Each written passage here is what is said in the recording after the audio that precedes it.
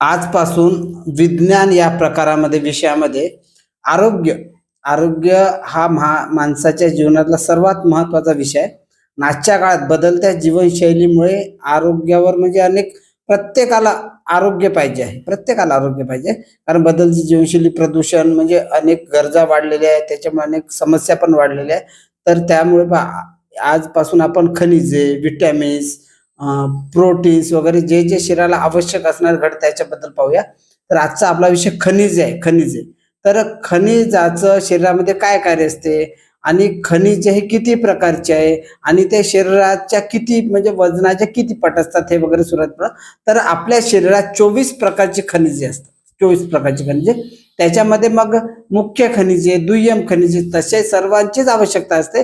तरी पण काही जास्त प्रमाणात असतात, काही थोडं त्यांचं प्रमाण कमी पाहिजे असते. त्याला मुख्य आणि दुय्यम असं त्याच्यात विभाजन केलेलं आहे. तर मुख्य खनिजे कोणती, दुय्यम खनिजे कोणती, तर शरीरामध्ये आपल्या 24 प्रकारची खनिजे असतात आणि आपल्या शरीराच्या एकूण 1/4 वजनाच्या खनिजे आवश्यक असतात. तर तेवढी जर खनिजे असतील तर आपलं शरीर म्हणजे आपलं आरोग्य संतुलित आहे असं आपण समजू.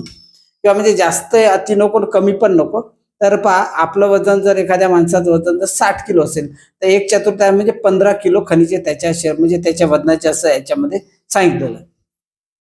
तर पहा, मुख्य खनिजे कोणते आहे? कॅल्शियम, फॉस्फरस आणि लोह ही मुख्य खनिजे. म्हणजे याचा शरीरात जास्तीत जास्त म्हणजे शरीरामध्ये जास्त आवश्यकता असते याची. आणि जे दुय्यम खनिजामध्ये येतात ते सोडियम आणि आयोडीन आहे. बघा, म्हणजे असा प्रश्न विचारतातच विज्ञानामध्ये, स्पर्धा परीक्षा असो किंवा 8वी 9वी 10वी, म्हणजे हा प्रश्न कॉमन आहे एकदम.